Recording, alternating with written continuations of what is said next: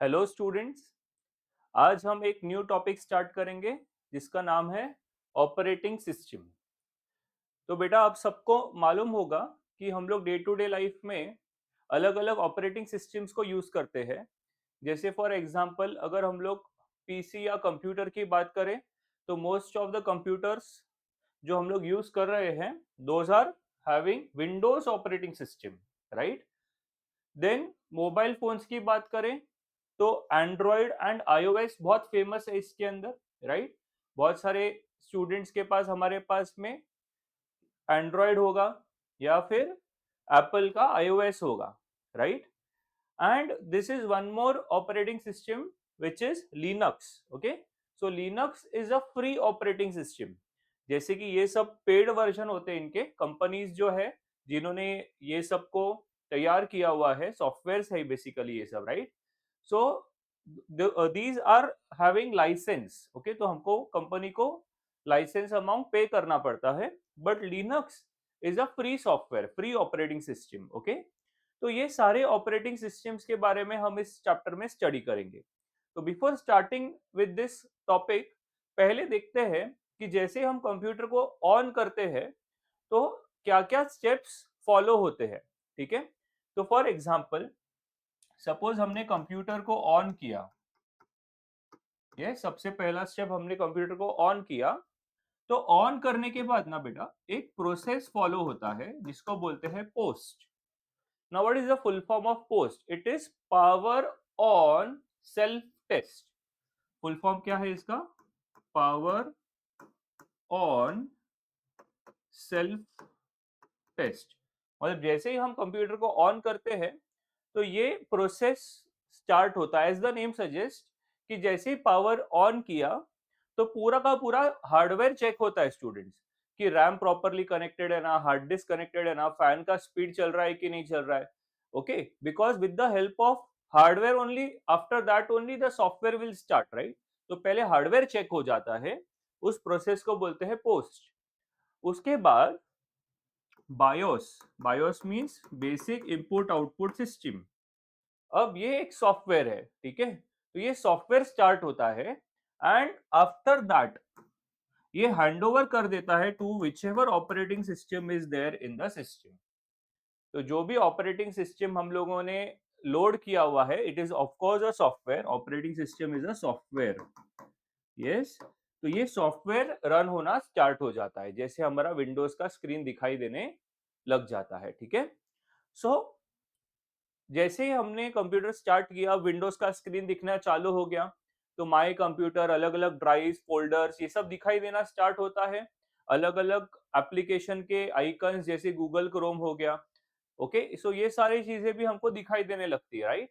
सो ये जो चीजें हमको दिखाई देती है स्टूडेंट, इसको हम बोलते हैं GUI, graphic user interface. GUI मतलब graphic user interface. Operating system ही ये जीयूआई प्रोवाइड करता है। ओके, एंड आपने नोट किया रहेगा कि विंडोज का जो ग्राफिक यूजर इंटरफेस है वो अलग है, आईओएस का अलग है, एंड्रॉयड का अलग है, राइट।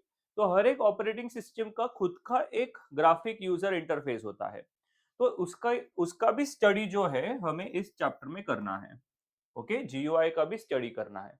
तो बेसिकली अगर मैं समराइज करूं, शॉर्ट में बताऊं, तो ऑपरेटिंग सिस्टम के अंदर वेरियस टास्क परफॉर्म होते हैं। वो सारे टास्क का study along with this GUI and security, मतलब वायरस, वर्म्स, ये सब भी हम लोग को डील करना रहता है। सिक्योरिटी भी एक इंपॉर्टेंट पॉइंट है which we need to discuss under operating system. तो ये सारे चीजों का के बारे में हम लोग इस चैप्टर में स्टडी करेंगे, ठीक है। So let us start the topic. तो सबसे पहला क्वेश्चन है कि what is an operating system, right its function. तो ऑपरेटिंग सिस्टम क्या होता है, उसका यूज क्या होता है, वो जरा हम लोग स्टडी करेंगे। तो an operating system is a program, जैसे मैंने बोला it is software, right. It is a program which acts as an interface between the user of the computer and the computer hardware, right।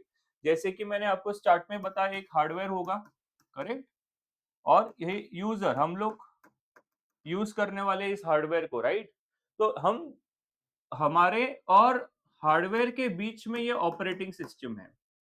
Okay, so basically ये operating system is between hardware and user. Basically it helps us, okay, to use the hardware properly, right? क्योंकि अगर GUI वगैरह नहीं होगा, graphic नहीं दिखाई देगा, तो हम लोग को जो हार्डवेयर है उसको यूज ठीक से नहीं कर पाएंगे हम, right? So an operating system is a program which acts as an interface between the user of computer and the computer hardware. The operating system can be viewed as a set of software programs. उसके अंदर क्या रहते हैं? बहुत सारे software programmes होते हैं, normally supplied along with hardware for the effective and easy use of the machine. तो it is mostly, जैसे हम लोग कोई भी हार्डवेयर लेते हैं तो उसके साथ OS डाल के ही दिया जाता है, राइट? ताकि हम लोग वो जो हार्डवेयर है उसको ठीक से यूज कर सके. The main functions of an operating system are: the primary aim of the operating system is to make the hardware use convenient to use. ये ऑलरेडी देख लिया. It helps user to execute programs. अगर हमको हमारे कुछ programmes run करने हैं तो उसके लिए भी हमको वो यूजफुल होता है. Next, to prevent errors and improper use of computer system, to make provision to ensure security of user information. जैसे मैंने बोला कि वायरस वगैरह वो सब प्रिवेंट करना है, तो वो भी एक फीचर है. ओके, जैसे फायरवॉल वगैरह हमारे विंडोज में होता है. फायरवॉल वगैरह की वजह से क्या होता है कि हम लोग के सिस्टम में वायरस वगैरह जल्दी से नहीं आ सकता. Okay, to provide facility to share the same hardware among the users. तो बेसिकली बहुत बार क्या होता है, रिसोर्स शेयरिंग बोलता हूं मैं इसको. I call it as resource sharing.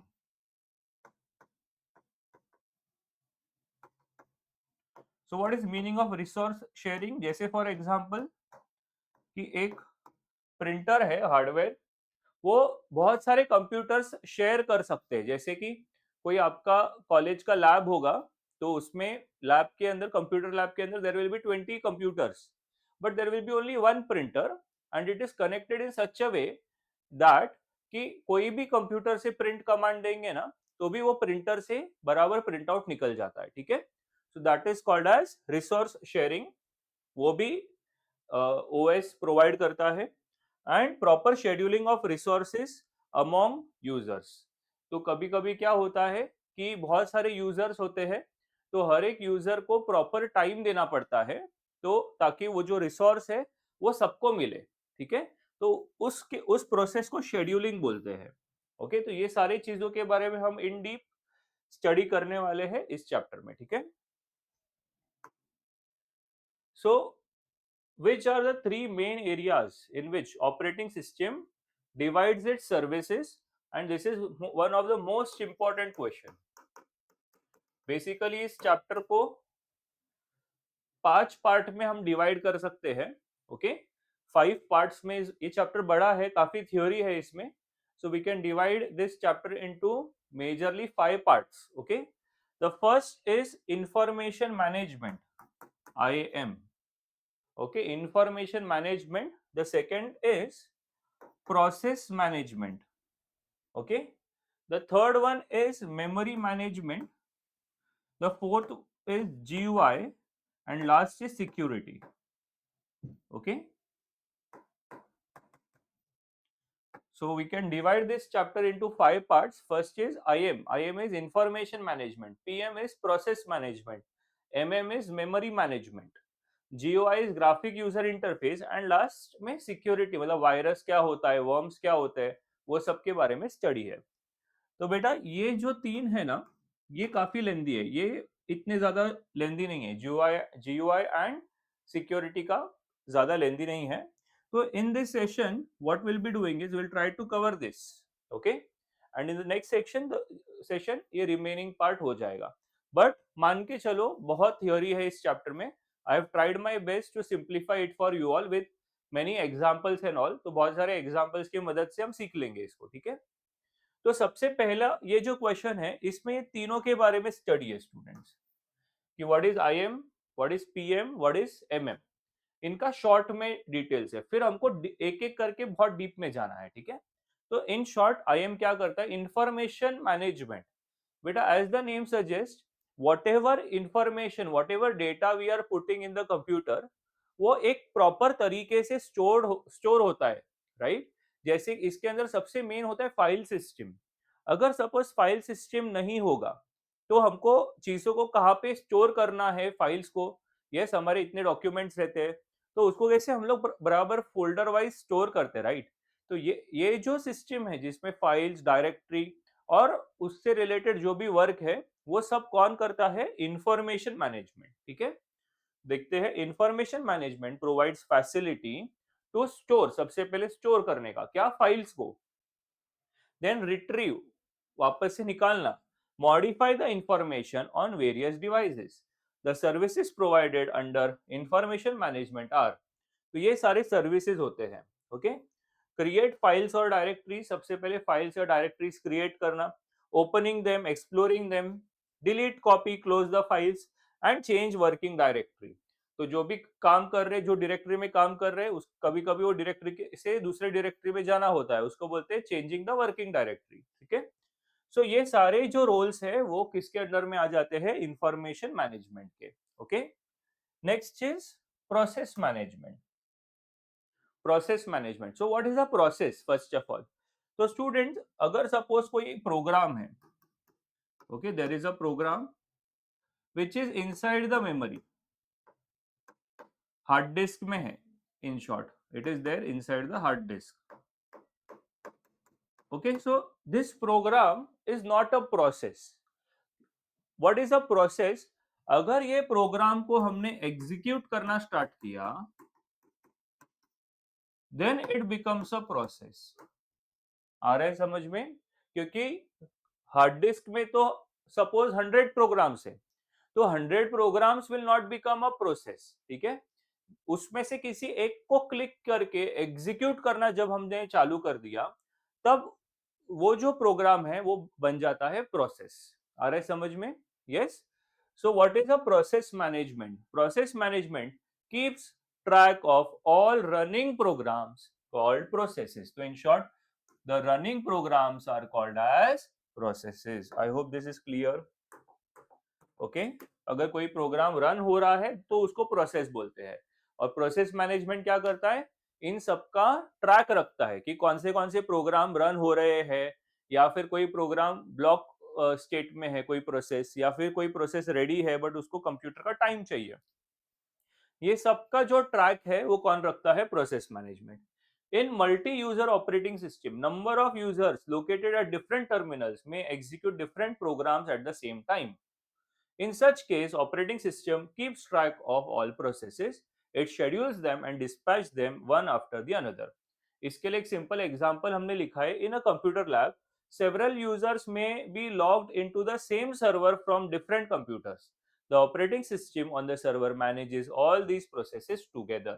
जैसे एक कंप्यूटर लैब है, ठीक है? जैसे ही हमने वो कंप्यूटर लैब में लॉग इन किया कंप्यूटर के अंदर, यस, कोई एक कॉमन सॉफ्टवेयर है जो हर एक बच्चा यूज कर रहा है, तो हर एक बच्चे का यूजर आईडी पासवर्ड रहेगा। वो उसने यूजर आईडी पासवर्ड से क्या किया? वो सिस्टम में लॉग इन कर लिया। अब ये जो सर्वर है वो सभी को सपोर्ट कर रहा है properly. Okay, so this also comes under process management, ठीक है? Next is memory management. Now, what is a memory management? तो whatever we are storing, see visually GUI पे हमको कितना सुंदर दिखाई देता है कि ये C drive, D drive, E drive में गए, उसके अंदर फोल्डर्स, ये सब हमारा विजुअलाइजेशन है, हमको जो दिखाई दे रहा है। लेकिन बेटा, यही सब चीजें हार्ड डिस्क में कैसे स्टोर होगी? ओके, तो हार्ड डिस्क में जो स्टोरेज हो रहा है ना, उसके उसका जो पूरा कैलकुलेशंस है, वो ये मेमोरी मैनेजमेंट देखता है। अब आई आई होप समझ में आ रहा है। हम लोग को तो जो फोल्डर्स दिख रहे हैं, फॉर एग्जांपल कि हमको दिख रहा है सी ड्राइव, CDEF, ऐसा ड्राइव्स बनाया हुआ है। तो आपको क्या लगता है कि कंप्यूटर मेमोरी में ऐसा होगा क्या कि पहले सी ड्राइव होगा फिर डी ड्राइव होगा? ऐसा जरूरी नहीं है स्टूडेंट्स।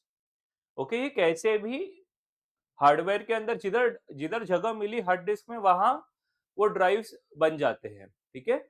लेकिन उसका एक रिकॉर्ड रखना पड़ता है ना, कि सी ड्राइव कौन से एड्रेस पे है, डी ड्राइव कौन से एड्रेस पे है, okay, in the hard disc. तो उसको हम बोलते हैं memory management. Okay, the services in memory management keep track of all memory locations, ठीक है? जैसे फॉर एग्जांपल मैं इसको अगर ऐसा समझाता हूं, देखो,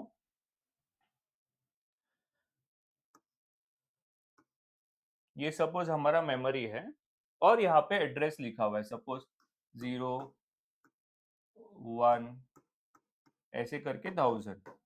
ओके, सो ये सब एड्रेस हो गए। अब अलग अलग ड्राइव अलग अलग लोकेशन पे स्टोर्ड है। फॉर एग्जांपल इधर सी स्टोर्ड है, इधर एफ स्टोर्ड है, इधर डी, इधर ई, ऐसा। ठीक है, तो एफ जो ड्राइव है वो फॉर एग्जांपल 0251 पे है, and this is at 0601 and this is at 0801। Okay, तो मेमोरी मैनेजमेंट क्या करता है कि वो ट्रैक रखता है कि हर एक ड्राइव कौन से एड्रेस पे स्टोर्ड है, और वो एड्रेस कौन सा स्टार्टिंग एड्रेस होता है। जैसे सी कहाँ पे स्टोर्ड है students, it is stored at 0000, F is stored at 0251, E is stored at 0601, D is stored at 0801। ठीक है, तो वो ट्रैक रखता है कि एक्चुअली कौन सा जो पर्टिकुलर फोल्डर है या फाइल्स है, whatever thing that we store in the hard disk, वो एक्चुअली कौन से एड्रेस पे स्टोर हो रहा है। ठीक है, also not only the starting address but उसका साइज कितना है, कि वो कितना मेमोरी यूज कर रहा है। Everything is managed by this unit which is memory management. I hope this is clear. The services in memory management keep track of all the memory locations.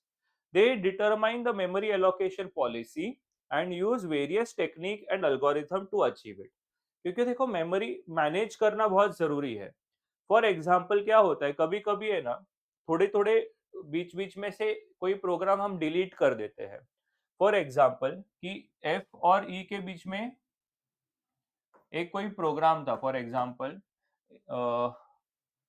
हम लोग जी ले लेते हैं इसको। ठीक है, अब ये जी को हमने डिलीट कर दिया स्टूडेंट्स, तो बेटा ये जी डिलीट करने के बाद ये स्पेस खाली हो गया, राइट, वेकेंट हो गया। तो वो चीज भी ट्रैक रखनी है कि कौन सा जो कौन सा मेमोरी लोकेशन है वो वेकेंट हो गया है। अब वो जगह पर क्या कर सकते हैं, कोई दूसरा चीज को फिट कर सकते हैं, पर मालूम तो होना चाहिए ना कितनी जगह है, राइट। तो वो सब चीजों चीजों को ये संभालता है। ठीक है, example, when we open two programs, memory management divides the RAM between them so both can run properly. तो ये भी एक चीज इस मेमोरी मैनेजमेंट करता है कि जैसे ये तो मैंने हार्ड डिस्क का बात किया, हार्ड डिस्क को भी यही संभालने वाला है। तो दो टाइप का मेमोरी होता है बेटा, एक होता है हार्ड डिस्क जिसको हम परमानेंट मेमोरी बोलते हैं। हमारे कंप्यूटर में वो 1 GB 2 GB अपना 1 GB 2 GB तो रैम होता है। जो हार्ड डिस्क होता है जनरली इट इज 1 TB के आसपास, 512 GB या 1 TB वगैरह ऐसा। तो always remember hard disk is having major space. तो ये मैंने हार्ड डिस्क के बारे में बताया। ओके, हार्ड डिस्क कितना होता है बेटा, 1 TB वगैरह ऐसा साइज का होता है, 512 GB वगैरह। और एक होता है रैम। ओके, रैम कम रहता है, 2 GB 5 GB 6 GB ऐसा कुछ तो रहता है, 8 GB, आजकल 16 GB भी आना चालू हो गया है रैम। तो क्या होता है इसके अंदर, okay let us do it on a fresh page. तो देखो ये रैम है और ये बड़ा हार्ड डिस्क, ऐसा इमेजिन कर लेते हैं। ठीक है, अब इसके अंदर प्रोग्राम्स है। ठीक है, suppose this is program 1, program 2। ठीक है, तो इनको एग्जीक्यूट करना है ना, जो भी चीज को एग्जीक्यूट करना होता है बेटा, उसको सबसे पहले क्या करते हैं, रैम में लेके आया जाता है, रैम में। और रैम में आने के बाद ही वो एग्जीक्यूट हो सकता है, उसके बिना वो एग्जीक्यूट नहीं हो सकता। ठीक है, तो RAM is connected with the micro processor, always remember. RAM और माइक्रो प्रोसेसर का दोस्ती होता है, फ्रेंड्स होते हैं, वो दोनों कनेक्टेड होते हैं। ठीक है, तो ये दोनों प्रोग्राम जब यहाँ आ जाएंगे तो क्या होगा, यस, स्पेस में प्रॉपरली स्पेस मिलना चाहिए ना दोनों को, नहीं तो झगड़ेंगे दोनों स्पेस के लिए, राइट। तो मेमोरी मैनेजमेंट ही ये चीज को ध्यान में रखता है कि प्रोग्राम्स को तभी लोड किया जाएगा जब यहाँ पे स्पेस है। अगर स्पेस ही नहीं है तो नए प्रोग्राम को लोड नहीं करेंगे, क्योंकि नया प्रोग्राम आया, रैम फिनिश हो गया, सिस्टम हैंग हो जाएगा। आ रहा है समझ में, yes. So this is also an example where this memory management is used. When we open two programs, memory management divides the RAM between them so both can run properly.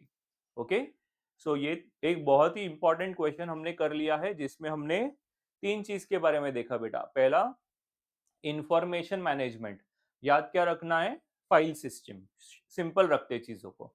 Second क्या देखा हमने, process management, what is a process, running program is called as a process. तो जब programmes run होते हैं तो उनका scheduling and all देखना पड़ता है कि कौन सा प्रोग्राम का प्रायोरिटी ज्यादा है, किसका प्रायोरिटी कम है। तो वो सब चीज के बारे में जो मैनेजमेंट है वो कौन करेगा, प्रोसेस मैनेजमेंट।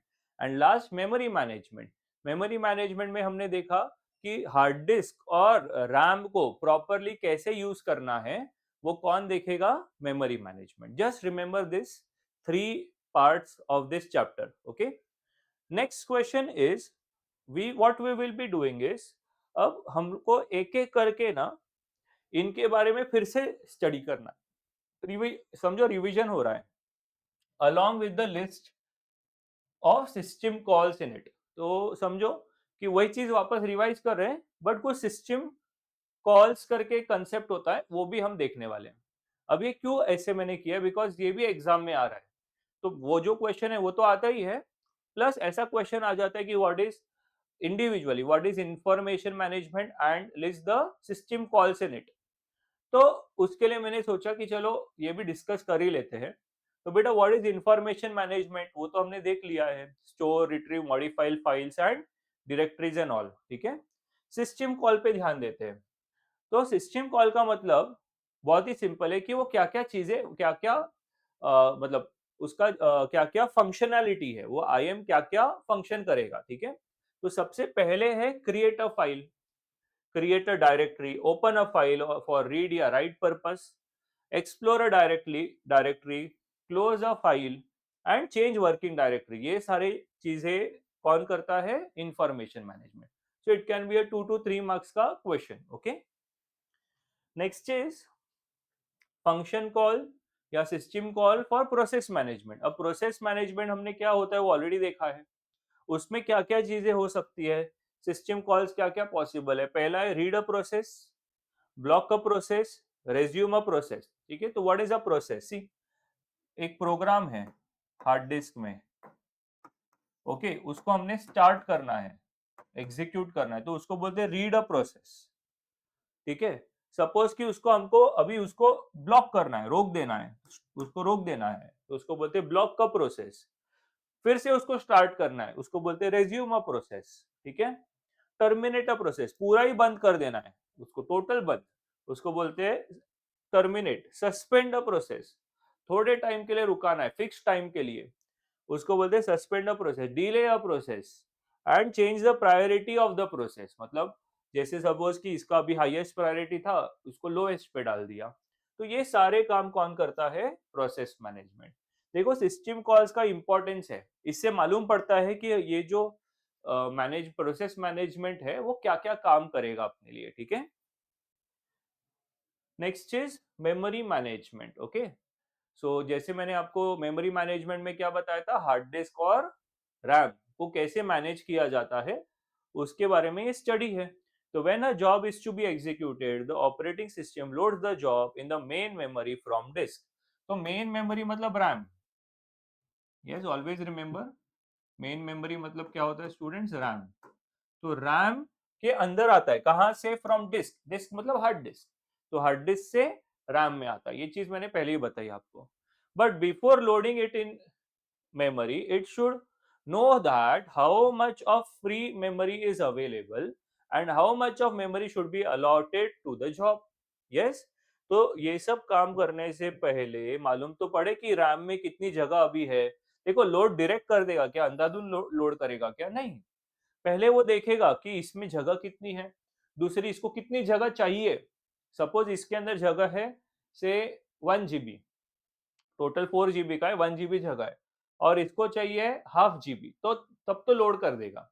लेकिन अगर इसका रिक्वायरमेंट ही 2 GB का है तो ये लोड नहीं कर पाएगा, तो वो वेट करेगा थोड़े, इसमें से जो प्रोसेस अभी खत्म हो चुके हैं उनको डिलीट कर देगा, रैम में से डिलीट हो रहा है, हार्ड डिस्क से नहीं।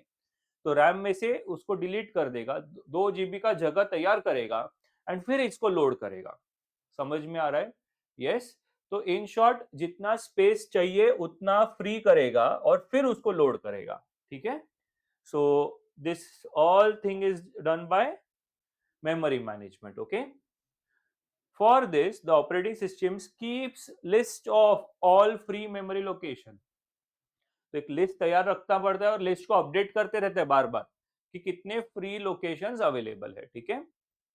The operating system uses various algorithms to determine memory allocation और deallocation policy. Of course अलग अलग algorithm यूज करता रहेगा वो ये सब काम के लिए। अभी इसमें सिस्टम कॉल क्या है, दो ही लिखा है, to allocate a chunk of memory to a process and to free the chunk of memory from a process.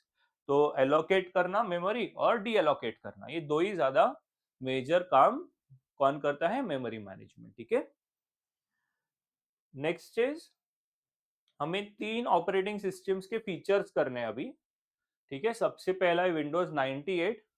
बहुत पुराने हैं बेटा, I know that these are very old operating systems, but वो पढ़ना है हमको। ओके? तो विंडोज 98, विंडोज एनटी और लिनक्स, ऐसे 3 ऑपरेटिंग सिस्टम्स है जिसके फीचर्स हमें स्टडी करने हैं। ठीक है? तो ये बहुत ही जनरल है, क्विकली हो जाएगा।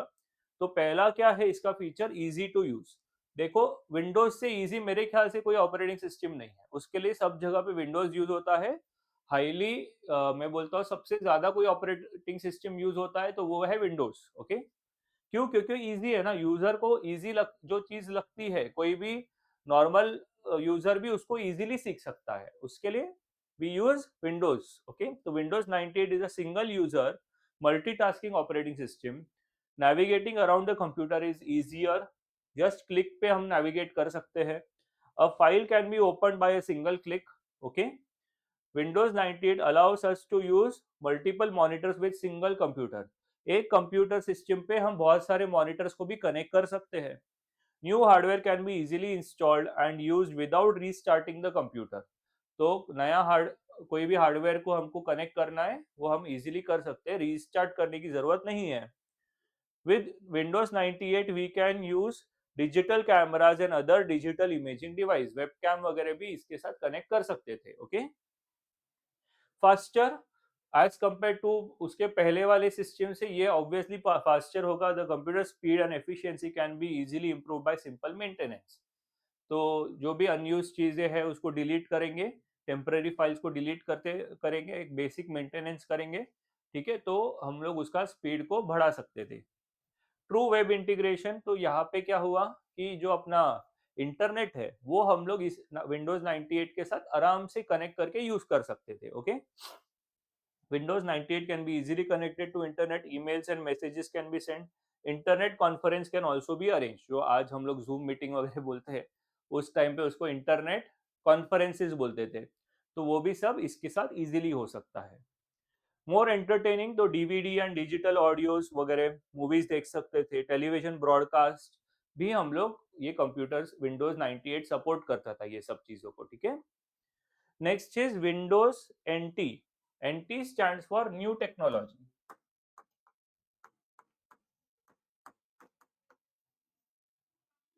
ओके? तो इसके फीचर्स क्या थे, Windows NT is multitasking, multi user and multi threading operating system. Okay? a user will get faster response even though multiple applications are running। एक साथ बहुत सारे एप्लीकेशन रन होंगे तो भी ये अच्छा काम करेगा। Windows NT supports virtual memory management system to allow multi programming. अब ये वर्चुअल मेमोरी क्या होता है ना बेटा, ये मेमोरी मैनेजमेंट में प्रॉपरली स्टडी करना है आगे। ओके? तो तभी देखेंगे हम कि how virtual memory work. Okay? Windows NT is 32 bit operating system. आज जो यूज कर रहे बेटा वो 64 है। ठीक है? तो ये कितने बिट का था, 32 बिट ऑपरेटिंग सिस्टम था। तो Windows NT use new technology file system which provides data security and supports very large files. तो बड़े बड़े लार्ज फाइल्स को भी ये अच्छे से सपोर्ट करता था। Okay? Next is Linux. Okay? ये वेरी इंपॉर्टेंट क्वेश्चन आ सकता है एग्जाम को, लिनक्स, व्हाट इज लिनक्स। तो बेटा लिनक्स जैसे मैंने बोला इट इज ओपन सोर्स, मतलब फ्री टू यूज। ओके, हम लिनक्स जो ऑपरेटिंग सिस्टम है वो कोई कंपनी ने ओन करके नहीं रखा हुआ है, वो टेक्नोलॉजी बेसिकली कोई भी यूज कर सकता है बिना कोई कॉस्ट दिए, बिना कोई लाइसेंस फीस के ये लिनक्स को हम लोग यूज कर सकते हैं। और ओके, तो पहला जो पॉइंट है वो है ओपन सोर्स फीचर्स में। The source code of Linux is freely available so anyone can view, modify and share it. ठीक है। नेक्स्ट, मल्टीटास्किंग यहाँ भी है, कैन रन सेवरल प्रोग्राम और processes eight the same time without slowing down. Multi user मतलब बहुत सारे users एक ही सिस्टम को यूज कर सकते हैं। Many users can use the same Linux system at once, each with their own files and settings. मतलब क्या, जैसे कि हमने विंडोज को लॉग विंडोज में भी अगर हम लोग को चाहिए तो हम लोग मल्टी यूजर्स कर सकते हैं। बेसिकली यूजर अपना यूजर आईडी पासवर्ड डालेगा तो उसको खाली वही फाइल्स दिखेंगे जो उसके लिए बने हुए हैं। ठीक है, तो मल्टी यूजर्स इधर भी पॉसिबल था। Next is security. Linux provides strong security through user permissions, file ownership, and encryption. Okay, portability can run on different type of devices from mobile phones to supercomputers. हम लोग Linux को use कर सकते हैं। Okay, and stability and reliability, they are very stable and can run for months or even years without restarting. बिना restart किए बहुत time तक इसको हम लोग यूज कर सकते हैं। ठीक है, तो these are the important features of Linux. Okay, but Linux फिर आप बोलोगे सर लिनक्स फिर हम लोग यूज क्यों नहीं करते इतना ज्यादा, बिकॉज बेटा वो इतना ज्यादा यूजर फ्रेंडली नहीं है एज कंपेयर टू विंडोज। ठीक है, तो लिनक्स को अगर यूज करना है तो बेसिकली उसके लिए थोड़ा अच्छा खासा नॉलेज चाहिए यूजर को, तो that is why the normal Windows is majorly used. Okay, अब बात करते हैं, ये फर्स्ट पार्ट समझो हो गया, basic introduction of this chapter is done now. और अब एक्चुअली पहला पार्ट चालू हो गया, I am is information management. जैसे मैंने बोला कि आज दो पार्ट कवर करेंगे हम, एक होगा इंफॉर्मेशन मैनेजमेंट एंड दूसरा होगा प्रोसेस मैनेजमेंट। ठीक है, so I am is information management, उसमें सबसे पहला व्हाट इज फाइल सिस्टम। ठीक है, ये भी क्वेश्चन एग्जाम में आता है। तो फाइल सिस्टम बेटा हमको मालूम है क्या होता है, it is collection of data, right, properly arranged होना चाहिए, that is called as a file system. तो देखो, the collection of related information that is data और program is called as a file. Each file has a specific name which is used to refer that file. Of course हर एक file को एक नाम रहेगा। For convenient use of the computer system, the OS provides a uniform logical view of information storage. Logical view को ही GUI बोलते हैं बेटा, ग्राफिक यूजर इंटरफेस। जब आपको ऐसा दिखता है ना, C drive, D drive, E drive, फिर उस पर डबल क्लिक किया तो सब फाइल्स फोल्डर्स दिखाई देते हैं, उसको ही लॉजिकल व्यू बोलते हैं। अच्छे से लॉजिकल व्यू दिखता है तभी हम लोग उसको यूज कर सकते हैं। तो वही लिखा है कि for convenient use OS provides a proper logical view, okay, of information storage.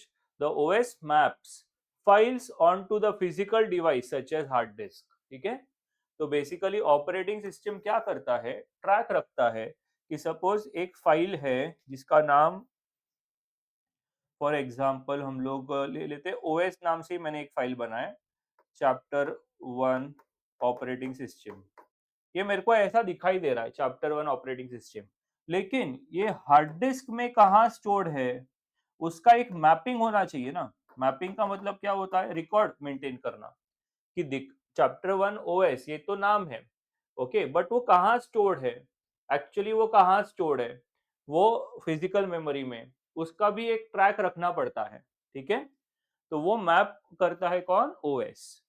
File system in information management allows us to define files and directories and allocate deallocate the hard disk का जो space होता है to each file।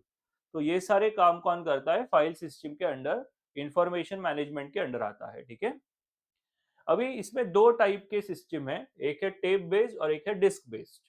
तो tape based जो system है ये पुराने जमाने में यूज आता था, आपको शायद वो कैसेट्स आपने देखा रहेगा जिसके अंदर एक ब्लैक कलर का ऐसा रील होता था, राइट, वो जो जमाना था उसको बोलते हैं टेप बेस्ड। ठीक है, so tape based are simple but inefficient, इतना एफिशिएंट नहीं होता था। In the system files are stored on to reels of physical tapes, तो ऐसा रील्स होता था, उसके ऊपर इंफॉर्मेशन स्टोर होता था, ठीक है। नेक्स्ट इज डिस्क बेस्ड, जो आज यूज करते हैं ना हम, हार्ड डिस्क एंड ऑल, उसके अंदर क्या होता है स्टूडेंट्स, हम लोग वो कर ही लेते हैं पहले, ठीक है। यहाँ पे आया देखो, ठीक है। सो एक्सप्लेन जो हम लोग का ट्रैक्स और sector, basically disk, hard disk में क्या होता है एग्जैक्टली वो देख लेते हैं। आई होप आपने 11th में किया रहेगा वैसे ये, ठीक है। तो बेटा डिस्क में क्या होता है, there are many tracks, outer one को ट्रैक जीरो बोलते हैं। जैसे जैसे अंदर जा रहे हैं ना, ट्रैक वन ट्रैक टू आता है, ठीक है। तो ये सपोज ट्रैक, ये ट्रैक जीरो हो गया, फिर उसके बाद नेक्स्ट ट्रैक वन, उसके बाद next track two and so on. ऐसे बहुत सारे ट्रैक्स होते हैं सर्कुलर, ओके। एंड साथ ही में उसको क्या किया, सेक्टर्स में डिवाइड किया है। जैसे ये सेक्टर जीरो, सेक्टर वन, ये sector two, sector three, sector four and so on, ठीक है। So let us see, magnetic disk surface is made up of concentric circles called tracks. The number of tracks varies depending on the disk type. कौन सा disc use कर रहे हो उसके हिसाब से नंबर ऑफ ट्रैक्स वेरी होगा। A track is further divided into small areas called sectors. जैसे ट्रैक जीरो का सेक्टर वन, ट्रैक जीरो का सेक्टर टू, ऐसे सेक्टर्स पे डिवाइड हो जाता है। A sector is the smallest unit of information which can be read from or written to the disk. इससे छोटा, basically track zero, sector one, इससे छोटा कुछ नहीं होता। ये मिनिमम लोकेशन जो हम लोग बोल सकते हैं वो होता है ये, ठीक है। Sector size varies from 32 bytes to 4096 bytes. 4096 मतलब 4 केबी होता है बेटा, 4 केबी। तो 32 बाइट से 4 केबी तक का एक सेक्टर का साइज होता है। और हर एक ट्रैक में 4 से 4 से लेके 32 सेक्टर हो सकते हैं। जैसे यहाँ पे मैंने 8 सेक्टर्स बनाए, देखो बेटा, 1 2 3 4 5 6 7 8। तो एक ट्रैक पे मैंने ये डायग्राम में 8 सेक्टर्स रिप्रेजेंट किए हैं। तो मिनिमम कितने हो सकते हैं, 4 सेक्टर हो सकते हैं। 4 सेक्टर ऐसा होगा ना, ये सिंपल 4 सेक्टर, ओके। लेकिन ये कितना तक जा सकता है, 32 सेक्टर्स तक जा सकता है स्टूडेंट्स। इसको ऐसे ऐसे डिवाइड करोगे आप, ओके, ऐसे अगर आप डिवाइड करते बैठोगे तो ये टोटल मिला के 32 सेक्टर्स तक भी हम लोग इसको कर सकते हैं, ठीक है। आई होप समझा यहाँ तक। Next is each disk surface has 75 to 500 tracks. तो फिलहाल मैंने इधर 1 2 3 4 5 6 7 7 ट्रैक्स बनाए हैं, लेकिन मिनिमम कितने ट्रैक्स होते हैं, 75 ट्रैक्स होते हैं। और कहाँ तक जाता है, 500 ट्रैक्स तक जाता है एक डिस्क के ऊपर। तो this is the basic information about the disk based memory system. तो एक टेप बेस्ड किया और दूसरा डिस्क बेस्ड, ठीक है। So coming back to the concept, so each disk is divided into tracks and each track is further divided into number of sectors. Number of track and size of sector is variable. It varies from one device to another. Obviously, a disk has a device directory indicating which file are on the disk. अब ये बहुत important है। मुझे बोलो कि suppose आपके पास में एक 200 पेज का बुक है, जो पूरा आपने भर दिया, अच्छे से नोट्स बनाए हैं। अब सबसे मेन क्या होता है, इंडेक्स। यस, इंडेक्स के से ही हमको मालूम पड़ेगा ना, इंडेक्स से हमको मालूम पड़ेगा कि कौन सा चैप्टर, चैप्टर वन ये कौन से पेज से स्टार्ट हो रहा है, page number one, chapter two ये पेज नंबर 25। इससे समझ में आता है, राइट। उसी तरीके से हमारे डिस्क में क्या क्या चीजें स्टोर्ड है, उसका जो इंडेक्स है उसको हम क्या बोलते हैं, उसको हम बोलते हैं डिवाइस डायरेक्टरी, ओके। तो डिवाइस डायरेक्टरी का मतलब इंडेक्स होता है स्टूडेंट्स, इंडेक्स होता है। एग्जाम में इंडेक्स मत लिख के आना, डिवाइस डायरेक्टरी लिख के आना, ठीक है। Indicates which file are on the disk. जैसे इंडेक्स बताता है कि उस बुक में कौन से चैप्टर्स है, वैसे डिवाइस डायरेक्टरी क्या बताएगा कि वो डिस्क के अंदर कौन से फाइल्स कहाँ पे स्टोर्ड है। अब क्या क्या चीजें उसमें लिखते हैं, एक तो फाइल का नाम, एक स्टार्टिंग एड्रेस, तो ये देखो चैप्टर का नाम और पेज, राइट। और फिर कितने पेज का चैप्टर है, यस, 1 से लेके 25, मतलब 24 पेज का चैप्टर हो गया, वो हो गया साइज ऑफ द चैप्टर। यहां आ जाएगा size of the file, right. File का लेंथ हो गया, टाइप ऑफ फाइल, जैसे कि पीडीएफ हो सकता है या एक पीपीटी हो सकता है या वर्ड फाइल हो सकता है, राइट, तो वो टाइप ऑफ द फाइल हो गया।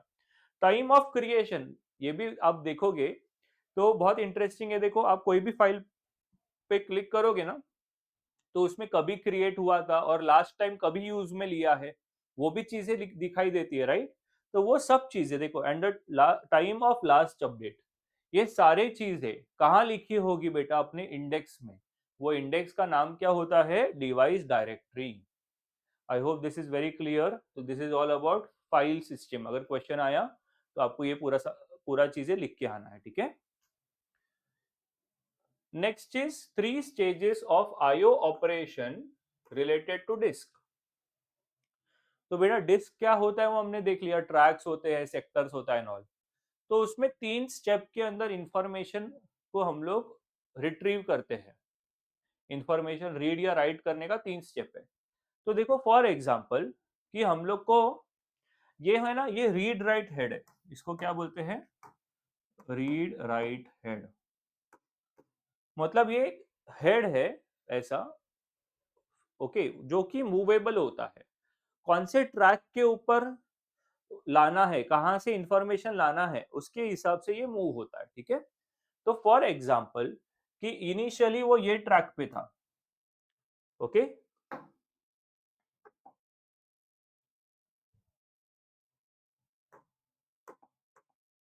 इनिशियली यहाँ पे स्टूडेंट ध्यान देना, सी दिस, ओके। बट हमको ना यहाँ पे डेटा रीड करना है, सी दिस, डेटा यहाँ पे है। तो सबसे पहले क्या करना पड़ेगा, ये जो रीड राइट हेड है ना, इसको प्रॉपर ट्रैक पे लाना पड़ेगा। ये पहला स्टेप है। क्या, कि ये जो रीड राइट हेड को प्रॉपर ट्रैक पे लेके आना, it is the first step. तो उसको बोलते हैं ये seek time.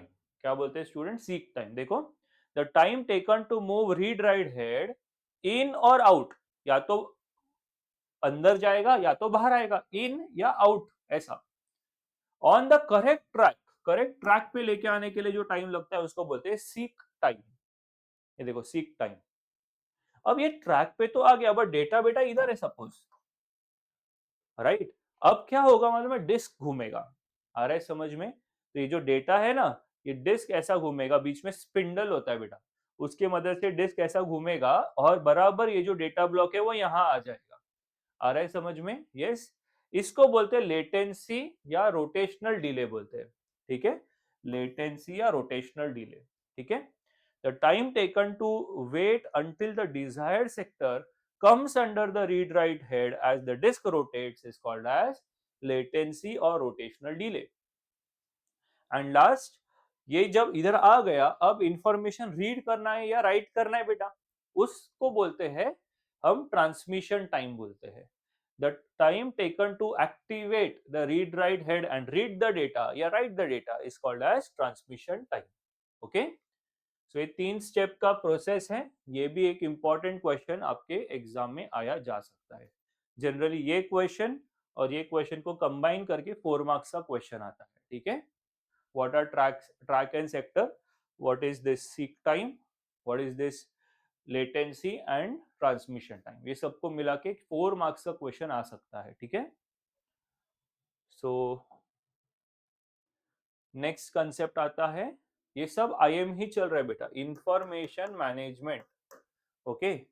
We are talking about information management here, okay.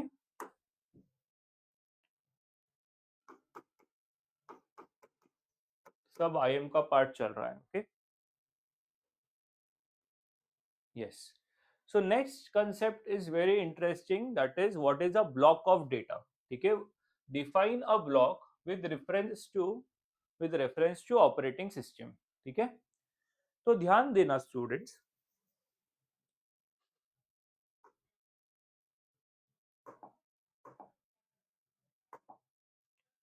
तो जैसे कि मैंने आपको पहले भी बताया था कि ये माइक्रो प्रोसेसर है, उसके साथ उसका फ्रेंड कौन, रैम,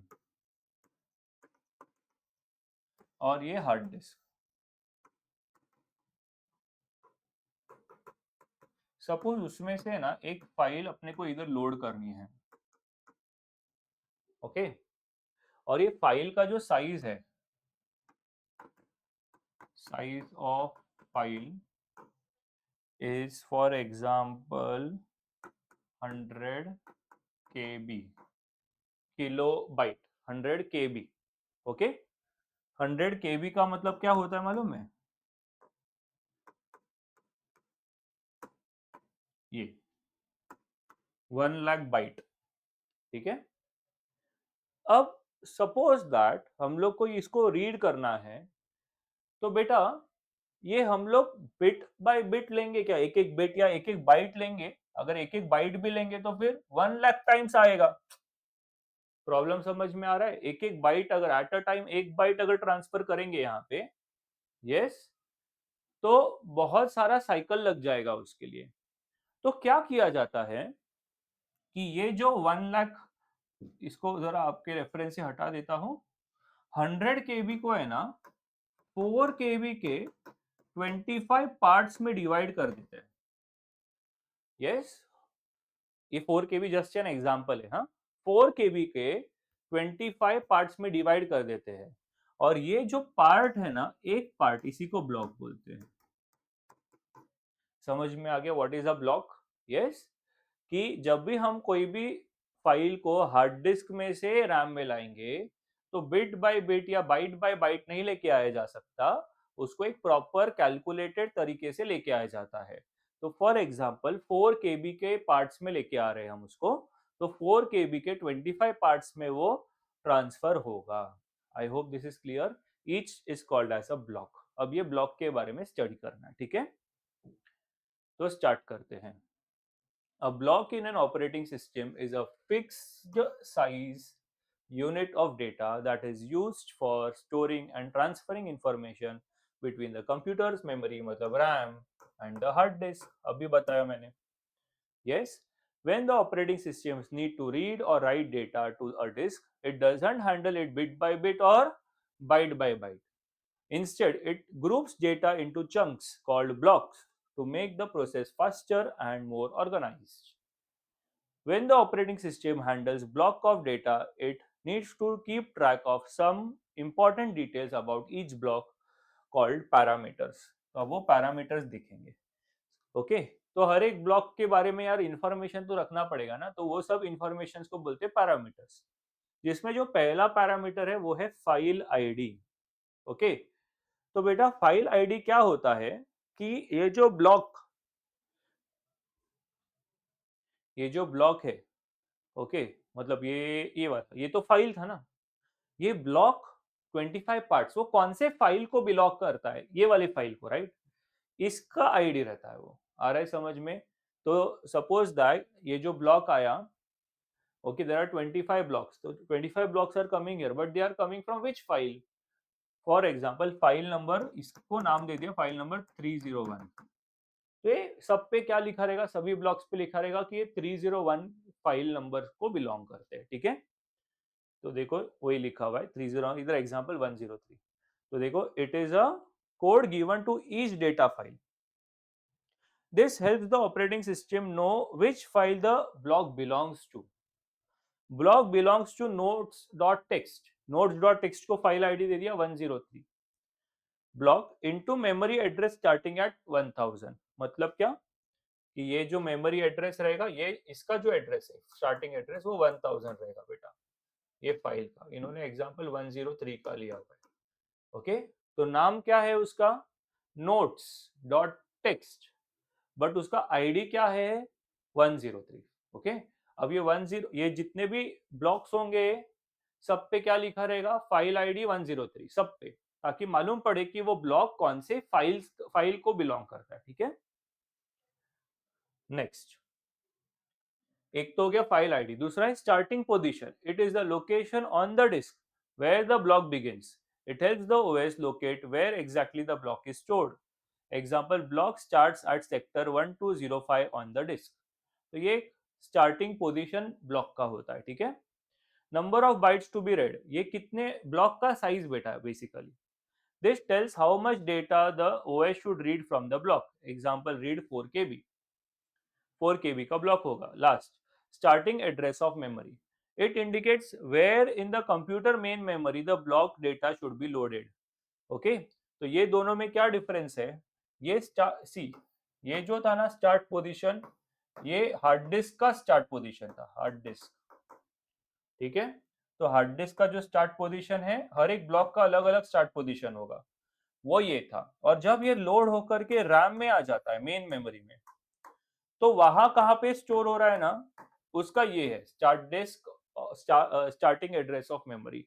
मतलब यहाँ से लोड होके यहाँ आ रहा है, तो यहाँ का जो एड्रेस है वो ये है, और हार्ड डिस्क का जो एड्रेस है वो ये है, ठीक है। तो ये 4 पैरामीटर्स हमको मालूम होने चाहिए ब्लॉक को, ब्लॉक के बारे में, ठीक है। एक तो फाइल आईडी, दूसरा उसका स्टार्टिंग पोजीशन हार्ड डिस्क में क्या था, तीसरा कितने बाइट्स आ रहे हैं, ब्लॉक का साइज क्या है वो, और फोर्थ की वो मेन मेमोरी मतलब रैम में जब आएगा तो कहाँ, कौन से एड्रेस पे आके स्टोर होगा। ये सब के बारे में मालूम होना चाहिए, ठीक है। तो आई hope this answer is very clear, what is a block in operating system. Okay, next is very interesting and very important question, very important, ये आता है एग्जाम में। Okay, the which is explain internal and external fragmentation, ठीक है। So internal fragmentation, देखो ध्यान से सुनना, कि फॉर एग्जांपल कि हमने ब्लॉक साइज लिया है 1024 बाइट्स का। ब्लॉक साइज क्या है बेटा, 1024 bytes, and a file is of 2499 bytes, ठीक है। Here the file will be allocated 4 blocks, ठीक है। तो देखो, सपोज दैट, अब ऐसा समझ लो कि ये स्टोरेज स्पेस है, ये स्टोरेज स्पेस है। हर एक स्पेस ना स्टूडेंट 1024 बाइट्स का है, ठीक है। अब हमने इसमें फाइल डाला है 3499 का, 3499 का। तो 3499 के लिए बेटा 1024 के 3 ब्लॉक से काम होगा क्या, देखते हैं। यस, 3 ब्लॉक कितना हो गया, ये 12 हो गया, ये 7, ये 3072। तो 3 ब्लॉक अगर लिए तो 3072 ही होता है, लेकिन इसको कितना चाहिए, 3499 चाहिए। मतलब क्या, 3499 माइनस 3072, इसका मतलब 427। Just a minute,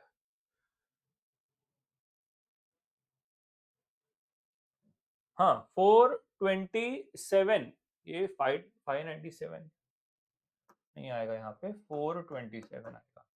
late us see the calculation again. हाँ, ठीक है।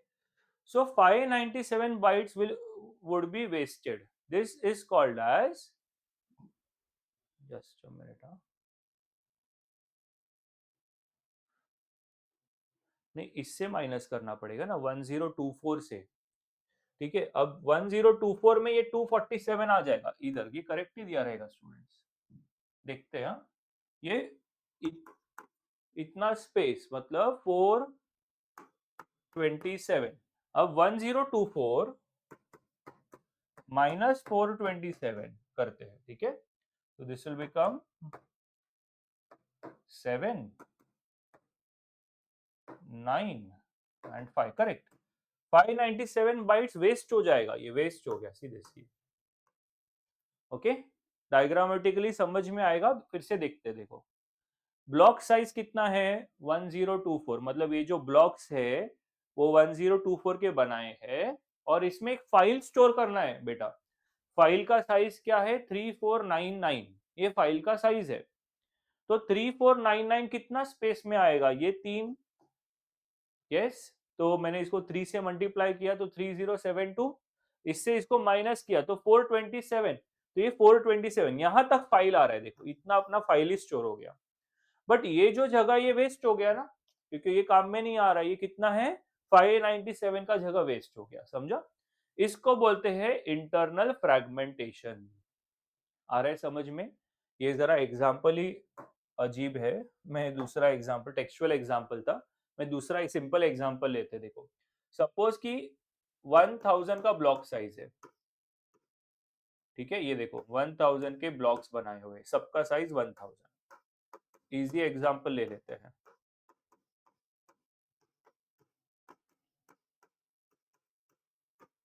ठीक है। अब हमारा जो फाइल है ना, उसका साइज है 3600 का, 3600। तो बेटा 3600 मतलब ये तो पूरा ऑक्यूपाई, 3 ब्लॉक तो ऑक्यूपाई हो जाएंगे, करेक्ट। और ये जो ब्लॉक है ना, इसमें से 600 ऑक्यूपाई होगा, लेकिन 400 जो है ये वेस्ट हो जाएगा। अब बेटर समझ में आ रहा है? यस। ये इतना तो फाइल को लग गया, यूज हो गया फाइल को, लेकिन ये 400 जो है ये वेस्ट हो गया, राइट। तो ये जो 400 वेस्ट हुआ ना, इसी को हम बोलते हैं इंटरनल फ्रैगमेंटेशन, ठीक है। तो देखो, the wastage of memory space with in partition is called internal fragmentation. Example देख लिया हमने, ये large block size causes more internal fragmentation. जितना बड़ा ब्लॉक साइज होगा उतना वेस्टेज ज्यादा होने का चांस रहेगा बेटा। एक्सटर्नल फ्रैगमेंटेशन, अब क्या हुआ कि वेरिएबल पार्टीशन, अब बोलोगे कि कभी कभी क्या होता है स्टूडेंट्स, वेरिएबल पार्टीशन साइज हो जाता है, ठीक है। जैसे ये तो फिक्स पार्टीशन था ना 1024 का, लेकिन कभी कभी क्या होता है, हम वेरिएबल पार्टीशनिंग कर देते हैं, मतलब कोई फिक्स साइज नहीं होता, जो पार्टीशन होता है उसका कोई फिक्स साइज नहीं होता। तो उस सिचुएशन में होता है एक्सटर्नल फ्रैगमेंटेशन। जैसे कि suppose a job of 512 bytes is terminated and a new job of 256 bytes is loaded in the partition, then 256 bytes of memory is wasted. जैसे फॉर एग्जांपल कि ऐसे बहुत सारे पार्टीशन छोटे बड़े हुए थे, ओके। इसका भी मैं अलग से एग्जांपल बताता हूँ, देखो हमारे पास वेरिएबल ब्लॉक साइज है, सीधे छोटा बड़ा एंड ऑल, ठीक है। ये प्रोसेस 1, यहाँ पे प्रोसेस 2 चल रहा है, ये प्रोसेस 3 चल रहा है, ये प्रोसेस 4 चल रहा है, ठीक है। सपोज इसका साइज 100 है, इसका साइज 500 है, इसका साइज 200 है, इसका साइज 300 है, ठीक है। और अब ना ये प्रोसेस एंड हो गया, ये प्रोसेस एंड होने का मतलब ये जगह फ्री हो गया बेटा, ये फ्री हो गया, बाकी सब कोई भी फ्री नहीं है। अब एक नया प्रोसेस आया जिसको 250 का ही साइज चाहिए, जिसको 250 का साइज चाहिए। तो बेटा जब हम इसको इधर लोड करेंगे तो इसमें क्या होगा, 250 तो यूज आ जाएगा, लेकिन ये 250 वेस्ट हो गया ना। आ रहा है समझ में? यस। तो जब वेरिएबल पार्टीशन यूज करते हैं तब क्या होता है, एक्सटर्नल फ्रैगमेंटेशन, और जब फिक्स पार्टीशन यूज करते हैं तब होता है इंटरनल फ्रैगमेंटेशन। सिंपल, वो वही दिया हुआ है, देखो एक्सटर्नल फ्रैगमेंटेशन मतलब variable partition suffer from external fragmentation, ठीक है। I hope this is very clear, example से क्लियर हो चुका है ये। आगे देखते हैं, व्हाट आर डिवाइस ड्राइवर्स। ये भी, ये एक्चुअली 11 का ही पार्ट है, पेरिफेरल डिवाइसेस वगैरह टॉपिक में देखा रहेगा। तो बेटा डिवाइस ड्राइवर्स क्या होते हैं, ये सॉफ्टवेयर होते हैं, ये क्या होते हैं, सॉफ्टवेयर या प्रोग्राम्स होते हैं। जैसे फॉर एग्जांपल प्रिंटर, आप सभी ने अगर कभी लाइफ में प्रिंटर को इंस्टॉल किया रहेगा, तो वो कैसे होता है बेटा, प्रिंटर को जैसे ही हम कनेक्ट करते हैं डायरेक्टली वो स्टार्ट नहीं हो जाता, ओके। हमको क्या करना पड़ता है, प्रिंटर का एक ड्राइवर्स होता है, जैसे जनरली कोई भी प्रिंटर के साथ पहले सीडी आता था, वो सीडी हम रन करते थे और उसमें नेक्स्ट नेक्स्ट नेक्स्ट करते थे। नेक्स्ट करने से क्या होता है, उसका एक प्रोग्राम रन होता था बैकएंड में, और ये कंप्यूटर और प्रिंटर का फ्रेंडशिप हो जाता था, ठीक है। जैसे फॉर एग्जांपल ये अपना कंप्यूटर है, पीसी पर्सनल कंप्यूटर, और ये प्रिंटर है। अब बेटा ये प्रिंटर और कंप्यूटर को जब हम कनेक्ट करेंगे ना, तो पीसी को प्रिंटर के बारे में कुछ आइडिया नहीं, कौन सा प्रिंटर है, कौन सी कंपनी का है, कैसा उसका वर्किंग है, कुछ आइडिया नहीं। ना प्रिंटर को पीसी के बारे में कुछ मालूम कि डेल का है कि इंटेल का है, क्या चीज का, कौन सा प्रोसेसर यूज कर रहा है, 32 बिट 64 बिट, इसको इसके बारे में कुछ मालूम नहीं। तो बेटा इन दोनों की फ्रेंडशिप करवाने के लिए एक सॉफ्टवेयर रन करना पड़ता है जिसको बोलते हैं डिवाइस ड्राइवर्स। अर्लियर ना प्रिंटर के साथ ही एक सीडी आता था, वो सीडी में वो सॉफ्टवेयर होता था। लेकिन जैसे अभी टेक्नोलॉजी चेंज हो गया है, जो भी प्रिंटर है ना, उसका ऑनलाइन हम लोग को वो वेबसाइट पे जाने का, जैसे फॉर एग्जांपल हमने एचपी का प्रिंटर लिया है, ठीक है, 1120 सपोज प्रिंटर का नंबर है। तो आपको क्या करना है, एचपी 1120 ड्राइवर्स ऐसा सर्च करना है गूगल पे, एंड फिर बाद में एचपी के वेबसाइट पे जाके उस पे डिवाइस ड्राइवर्स दिख जाएगा, उस पे बस क्लिक करो, डाउनलोड करो, फिर तो रन करने को आपको आता है, रन करके नेक्स्ट नेक्स्ट नेक्स्ट इंस्टॉल, बस हो गया फ्रेंडशिप दोनों का, क्योंकि पीछे से एक कोड रन हो गया, इसके बारे में इसको मालूम पड़ गया, इसके बारे में इसको मालूम पड़ गया, and the printer is installed. I hope the device drivers का मतलब समझ में आ गया। उससे क्या होता है, ये दोनों के बीच में फ्रेंडशिप होता है एक तरीके से, ठीक है। तो देखो, a device driver is a special software program that allows the operating system, PC के अंदर क्या होता है, ऑपरेटिंग सिस्टम होता है, to communicate with the hardware devices like printers, keyboards etcetera. It acts as a translator between the hardware and the OS. ये hardware और OS के बीच में एक ट्रांसलेटर का काम करता है, converting general operating system commands into specific instruction that the hardware can understand। इसने जो भी इसको बोला है उसको समझाने के लिए ये डिवाइस ड्राइवर्स की जरूरत होती है, they act as a translators. Most drivers are installed automatically with the OS, but some needs manual installation to ensure compatibility and performance। बहुत बार क्या होता है, जैसे आपको कीबोर्ड लगाया, माउस लगाया, तब तो आपको इंस्टॉल करने की जरूरत ही नहीं पड़ती क्योंकि वो ऑटोमेटिक इंस्टॉल हो जाता है। लेकिन प्रिंटर वगैरह के लिए बड़े जो डिवाइसेस होते हैं, हार्ड डिस्क, बड़े जो हार्डवेयर होते हैं, उनके लिए हमको अलग से इसको कभी भी इंस्टॉल करना पड़ता है। Okay, example printer drives, device graphic drive, sound card drivers, ये सब चीजें इसके एग्जाम्पल्स है ड्राइवर्स के, ठीक है। Next is VDU। VDU stands for visual display unit. VDU stands for visual display unit. तो अब यहाँ पे जो हम लोग कर रहे हैं, बस ये हमारा इंफॉर्मेशन मैनेजमेंट अभी फिनिश होगा, एंड उसके बाद प्रोसेस मैनेजमेंट स्टार्ट हो जाएगा। Okay, so what is a VDU? Okay, इसके ऊपर भी थियोरी क्वेश्चन आया हुआ है रिसेंट एग्जाम्स में। ओके, तो ध्यान देना, a visual display unit VDU is an output device that display the data or information visually to the users। Okay, तो वीडियो क्या होता है स्टूडेंट्स, जो हम लोग का मॉनिटर, विजुअल डिस्प्ले यूनिट। तो एक एग्जांपल मॉनिटर पकड़ लो, ठीक है। It is commonly known as computer monitor और स्क्रीन।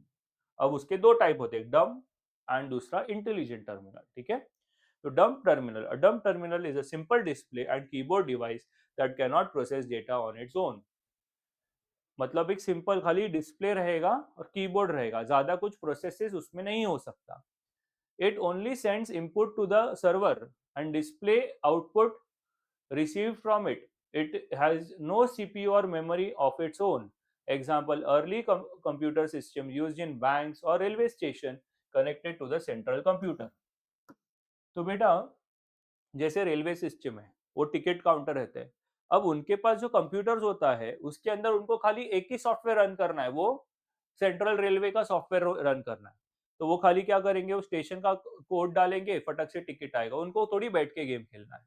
यस, कुछ भी नहीं करना है उसके अंदर बैठ के, खाली क्या करना है बेटा, टिकट्स का काम करना है। तो उसके लिए एक डम टर्मिनल भी चलेगा, मतलब हमको उसमें ज्यादा हेवी सॉफ्टवेयर लोड करने की ही नहीं है। यस, और एक होता है इंटेलिजेंट टर्मिनल, जहां पे हमको ज्यादा प्रोसेस भी करना पड़ता है, डेटा जो आया उसको प्रोसेस करके भेजना है सर्वर को अगर, then we consider an intelligent terminal in that case. An intelligent terminal has its own processor and memory. खुद का प्रोसेसर, खुद का मेमोरी होता है. So it can perform limited processing task independently. खुद वो डेटा को प्रोसेस भी कर सकता है.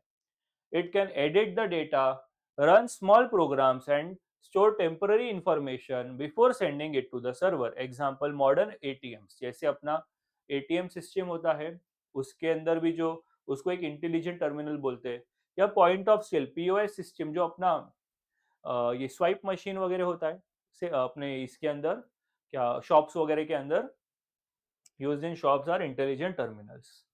POS मशीन समझ में आ रहा है, जो हम लोग क्रेडिट कार्ड वगैरह डेबिट कार्ड्स मशीन में डाल के फिर पिन एंट्री मारते हैं ना, तो वो सब चीज को हम बोलते हैं इंटेलिजेंट टर्मिनल्स. ठीक है, सो आगे बढ़ते हैं.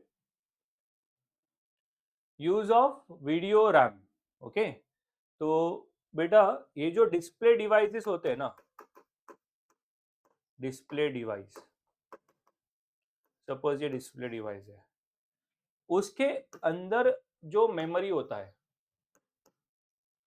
उसके अंदर भी एक छोटा सा मेमोरी होता है, उसको बोलते हैं हम वीडियो रैम. आया समझ में?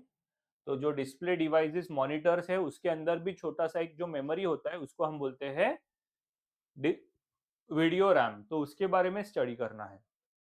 Video RAM is basically the memory that the terminal hardware itself has. At any time, all the characters stored in the video RAM are displayed on the screen with the help of video controller, which uses display electronics. तो जो भी चीज display कर रही है ना बेटा, वो आके किसमें स्टोर करता है? पहले हमको वीडियो रैम में स्टोर करना है. ऑफ कोर्स इसका यूज क्या है? Whatever we need to display, वो पहले आके स्टोर होगा वीडियो रैम में, और वीडियो रैम के बाद वो इस पे डिस्प्ले होगा. ठीक है, Video RAM consists of 2000 data bytes preceded by 2000 corresponding attribute bytes. तो देखो इस तरीके से वो रहता है वीडियो रैम. तो देखो attribute byte 0, data byte 0. Basically suppose हमको डिस्प्ले करना है इंडिया. ओके, तो डेटा में होगा I, नेक्स्ट डेटा बाइट पे होगा N, नेक्स्ट डेटा बाइट में होगा D, नेक्स्ट डेटा बाइट में I A, ऐसा. लेकिन ये जो आई है वो कैपिटल होगा कि स्मॉल होगा, बोल्ड होगा, अंडरलाइन होगा, इटैलिक्स होगा, उसके बारे में इंफॉर्मेशन इधर स्टोर होगा एट्रीब्यूट बाइट में. Very simple. तो डेटा यहाँ पे स्टोर होगा, लेकिन अच्छा वो डेटा का भी आस्काई वैल्यू स्टोर होगा बेटा. Of course you know capital A का आस्काई 65, कैपिटल बी का 66, C D E F G I, right? A B C D E F G I 65 66 67 68 69 70 71 72. मतलब यहाँ पे एक्चुअली 72 स्टोर होगा. आई होप समझ में आ रहा है. यस. तो आई का आस्काई वैल्यू स्टोर होगा यहाँ पे, एंड वो आई को डिस्प्ले कैसे करना है, उसका जो बोल्ड होगा, इटैलिक्स होगा, वो इंफॉर्मेशन ना एट्रीब्यूट बाइट 0 में स्टोर होगा. ऐसे कितने सारे डेटा हम स्टोर कर सकते हैं बेटा? 2000. सी 0 से 199, ये ऐसे डॉटेड है, समझा? मतलब 2000 डेटा हम लोग at a time video RAM में डालेंगे. ओके, तो coming back, see this. Video RAM consist of 2000 data bytes 0 to 1999 preceded, मतलब उसके पहले 2000 एट्रीब्यूट बाइट्स भी होते हैं. इस तरीके से a typical alphanumeric display can display 25 lines, each containing 80 characters. So that becomes 25 into 8, which is 2000 characters. मतलब टोटल कितने लाइंस होंगे? 25 लाइंस होंगे, और हर एक लाइन पे कितने कैरेक्टर होंगे? 80. समझ में आ रहा है ना? यस. ऐसे कितने लाइंस होंगे बेटा? There will be totally 25 lines, और एक लाइन पे कितने कैरेक्टर्स होंगे? 80. उसके लिए 80 इंटू 20 बिकम्स 2000 कैरेक्टर्स का एक वीडियो रैम में एक साथ लोड होता है. ठीक है, Data byte. All 2000 characters are stored in video RAM. To display any specific character on the screen at a specific position, ASCII code for that character is to be moved in the video RAM. मैंने बोला ASCII code रहता है उसके अंदर. Attribute byte. There is one attribute byte for each data byte. This byte tells the video controller how the character is to be displayed. It signifies whether the corresponding data character is to be displayed bold, underline, blinking, etc. ठीक है, तो इस तरीके से हम लोग को ये वीडियो रैम के ऊपर कोई क्वेश्चन आया तो हमको लिख के आना है, ये डायग्राम भी बना के आना है. ठीक है, and now let us start with PM. PM means process management. Okay, so process management start करते हैं स्टूडेंट्स. ये थोड़ा सा इंटरेस्टिंग होगा as compare to the instruction. ये जो हमने अभी इंफॉर्मेशन मैनेजमेंट देखा था उसके कंपैरिजन में ये थोड़ा इंटरेस्टिंग आपको लगेगा. ठीक है, सो स्टार्ट करते हैं. What is a process? तो जैसे फॉर एग्जांपल प्रोसेस मैनेजमेंट को मैं एक एग्जांपल से लिंक करता हूँ. सपोज दैट कि हमने मैं कुछ 5 स्टूडेंट्स को सिखा रहा हूँ. ओके, अब वो 5 स्टूडेंट्स को अलग अलग सब्जेक्ट है. ठीक है, suppose that I am taking different subjects. कोई एक बच्चे का मैथ्स ले रहा हो, कोई दूसरे का फिजिक्स ले रहा हो, अलग अलग चैप्टर्स ऐसा ले रहा हूँ 5 स्टूडेंट्स के लिए. सो फर्स्ट स्टूडेंट को मैंने स्टार्ट किया सिखाने के लिए. ये सबसे बेस्ट एग्जांपल है ना. ये जब आप स्कूल में थे तभी कोई कोई प्राइवेट ट्यूशंस में आप जाते थे, देखो घर पे किसी के घर पे, तो ऐसे बच्चे लोग नीचे बैठे रहेंगे, हर एक बच्चा अलग स्टैंडर्ड का. तो वो टीचर क्या करते थे कि एट अ टाइम एक बच्चे को सिखाते थे थोड़ा सा, फिर उसको बोलते थे पढ़ो करके, राइट. वो एग्जाम्पल लेते, इससे एकदम प्रॉपरली समझ में आ जाएगा. तो सपोज कि I am that teacher and मैंने पहले बच्चे को एक कंसेप्ट सिखा दिया. उस वक्त पे क्या हो रहा था, बाकी सब बच्चे मेरे टाइम के लिए वेट कर रहे थे, करेक्ट. तो वो चले गए, वो वेटिंग कर रहे हैं मेरे लिए. अब जैसे ही मैंने जैसे ही इसको मेरा टाइम दे दिया, ठीक है, तो ये जो प्रोसेस है इसको बोलेंगे रनिंग प्रोसेस. तो I am the CPU, so I am giving the time to the first student. That student is called as running process. Just try to understand. ठीक है, I hope this is very clear. अब बाकी के जो students है ना, वो सारे स्टूडेंट्स क्या रहेंगे, रेडी प्रोसेस है. So what is a ready process? The process which are ready but they are waiting for my time. CPU time के लिए जो वेट कर रहे हैं वो सबको बोलते हैं रेडी प्रोसेस. अब बेटा मैंने पहले वाले बच्चे को पढ़ा दिया और मैंने उसको अभी काम दे दिया. ठीक है, 10 मिनट्स तक का मैंने उसको काम दे दिया कि ये 5 सम सॉल्व करके बताओ. ठीक है, अब उस वो चले गया ब्लॉक स्टेट के अंदर. ब्लॉक ब्लॉक प्रोसेस हो गया. क्यों? क्योंकि जब तक उसका वो 10 सम नहीं होता, जो भी मैंने 10 सम उसको दिए, तब तक वो मेरे को बोलेगा नहीं कि सर मेरे को आगे का पढ़ाओ. तो वो हो गया ब्लॉक्ड प्रोसेस. आ रहा है समझ में? एंड अब मैंने दूसरे प्रोसेस को, दूसरे स्टूडेंट को मैंने सिखाना स्टार्ट कर दिया. अब ये सेकंड स्टूडेंट है, ये आ गया रनिंग प्रोसेस. उसके आगे के बच्चे क्या कर रहे हैं, मेरे लिए वेट कर रहे हैं, तो they are ready process. I hope this is very clear. Yes, so इसका ये कंक्लूजन है कि सीपीयू भली मल्टी प्रोसेसिंग कर रहा है. इसको क्या बोलते हैं, मल्टी प्रोसेसिंग. बहुत सारे प्रोसेस है ना, इसको क्या बोलते हैं, मल्टी प्रोसेसिंग. तो सीपीयू भली मल्टी प्रोसेसिंग कर रहा है बट सीपीयू टाइम एक ही होता है. ठीक है, एट अ टाइम वो एक ही प्रोसेस को एग्जीक्यूट कर सकता है बेटा. ठीक है, तो स्टार्ट करते हैं. अभी ये बेस आपका तैयार हो गया, प्रोसेस के बारे में समझ गया है आपको. तो process is defined as a program under execution which competes for CPU time and other resources.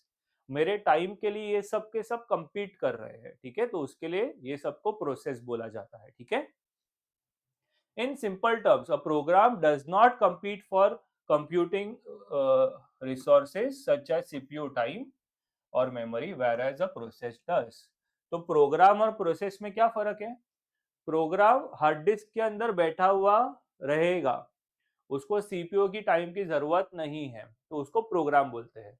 But जैसे ही प्रोग्राम को एग्जीक्यूट कर देते हैं तब वो बन जाता है प्रोसेस। ठीक है, a program may be present on paper, paper पे भी लिखते हैं हम कभी, या inside a disk, it may be compiled or tested but it is still does not compete for this CPU time. Okay, once a user wants to execute a program, it is loaded in the main memory. At that time it becomes a process because it then competes for CPU time and other resources. I hope this is very clear. ये पहले भी हुआ है, पहले भी बताया मैंने कि कोई भी प्रोग्राम प्रोसेस में कब कन्वर्ट होता है, जब वो एग्जीक्यूट होता है, जब उसको हम रैम में ले आते हैं तब वो क्या होता है, तब वो प्रोसेस बनता है। उसके पहले तक वो प्रोग्राम ही रहेगा। ठीक है, सो आगे देखते हैं। Next is what is context switching at a process level with example. ठीक है, तो कंटेक्स्ट स्विचिंग क्या होता है स्टूडेंट, जैसे कि फॉर एग्जांपल यहाँ पे आपको दिख रहा है run process one, run process two, फिर idle process one, process two. तो जब कंप्यूटर ना प्रोसेस वन से प्रोसेस टू में स्विच करता है, उस बीच पे जो स्विचिंग में जो टाइम जा रहा है ना, उसको बोलते हैं कंटेक्स्ट स्विचिंग। क्या बोलते हैं? Context switching. जैसे फर्स्ट स्टूडेंट से मैंने दूसरे पे गया, तो उस वक्त पे जो टाइम लैप्स हुआ बीच में, उसको बोलते हैं हम कंटेक्स्ट स्विचिंग। ओके, वापस से थोड़ी देर आइडल हो गया, आइडल के बाद फिर प्रोसेस वन स्टार्ट हुआ, प्रोसेस वन से प्रोसेस टू वापस से स्विच हुआ, तब उसको बोलते हैं कंटेक्स्ट स्विचिंग। ठीक है, ये आइडल जब बीच में शांति से खुद बैठा है ना अकेला, तब उसको कॉन्टेक्स्ट स्विचिंग नहीं बोलते। एक प्रोसेस से अगर दूसरे प्रोसेस पे जंप कर रहा है तुरंत, तब उसको बोलते हैं कंटेक्स्ट स्विचिंग। ठीक है, तो देखो multi programming is the concept of multi programming is a concept of utilizing increasing utilization of CPU by always having something for CPU to execute। तो ये जो मल्टी प्रोग्रामिंग या मल्टी प्रोसेसिंग में क्या होता है कि सीपीयू को बिजी रखना है। पहला प्रोसेस हो गया, तुरंत दूसरा दे देना है, दूसरा हो गया, तीसरा दे देना है। इसको बोलते हैं मल्टी प्रोग्रामिंग या मल्टी प्रोसेसिंग। इसमें सीपीयू का जो टाइम है वो बहुत अच्छे से यूटिलाइज किया जाता है, फटाफट उसको दूसरे दूसरे प्रोसेसेस दिए जाते हैं। ओके, एक प्रोसेस ब्लॉक हो गया तो सीपीयू रुकेगा नहीं, वो प्रोसेस ब्लॉक हो गया, वो सीधा दूसरा प्रोसेस करना चालू कर देगा। ठीक है, that is called as context switching तब होता है। In multi-programming, CPU can execute two or more processes simultaneously. When process one waits some for an external event such as I/O operation, CPU executes process two and vice versa. For example, ये process one है, ये process two है। अब CPU पहले इसको execute कर रहा है। ओके, और मालूम क्या पड़ा कि ये प्रोसेस वन को ना कोई आईओ डिवाइस से काम है, तो ये प्रोसेस वन को कोई दूसरे आईओ डिवाइस से डेटा लेना बाकी है। वो डेटा आएगा तभी सीपीयू उसको काम कर सकता है। ठीक है, मैं फॉर एग्जांपल ये स्टूडेंट है, ओके, और ये स्टूडेंट बुक ही नहीं लाया। ठीक है, अब बुक नहीं लाया ये, तो घर पे पेरेंट्स को फोन किया, बोला बुक लेके आओ। तो जब तक बुक नहीं आता तब तक इसको पढ़ा सकते हैं क्या? नहीं। तो टीचर ऐसे ही बैठा रहेगा क्या? नहीं, टीचर क्या करेगा, सीधा स्विच हो जाएगा इसको, और ये चले गया ब्लॉक स्टेट में। आई होप समझ में आया अभी। यस, तो जब इसका बुक आ जाएगा तब वापस से क्या होगा, प्रोसेस टू से ये प्रोसेस वन में स्विच हो जाएगा, और इस बीच में जो चल रहा है इसको बोलते हैं कंटेक्स्ट स्विचिंग। आई होप समझ में आया। Yes, what is context switching? तो देखो वापस से रीड करते हैं इसको। In multi programming CPU can execute two और more processes simultaneously. When process 1 waits for an external event such as IO operation, CPU executes process 2 and vice versa. When CPU switches from one process to another, the time required for switching is called as context switching. ये बीच में जब switch कर रहा है इसी को बोलते हैं context switching। ओके, एग्जाम्पल देखते हैं। Let A and B be two processes ready for execution and require CPU time for execution. A और बी दो प्रोसेस है, एक प्रोसेस ए, दूसरा प्रोसेस बी। ठीक है, let CPU time be given to process A. अब पहले इधर है सीपीयू, ठीक है, which is having some instruction dependent on process B. अब यहाँ प्रॉब्लम हो गया, मतलब पहले इसको टाइम दिया बट ये डिपेंडेंट इस पे है, मतलब ये जब आंसर दे देगा वो आंसर इसको काम में आने वाला है, तो ऑफकोर्स इसका सीपीयू क्या करेगा, बी को पहले एग्जीक्यूट करेगा फिर, राइट। तो देखो then it is the job of the operating system to halt the execution of process A, तो प्रोसेस ए का काम रुकेगा and give the CPU time to process B. समझा क्या? यस, तो प्रोसेस बी जब हो जाएगा तो फिर ए का काम भी हो गया, फिर कंटेक्स्ट स्विचिंग होगा और फिर ए एग्जीक्यूट होगा। The loss in time in turning the attention of CPU from process A to process B is called as context switching. During context switching, the status of CPU register and flags of the old process are stored in memory. तो बेटा आपको ये तो मालूम है, CPU register flag हमने micro processor उसके लिए पहले किया था, याद है? CPU रजिस्टर्स क्या होते हैं? A B C D E, correct.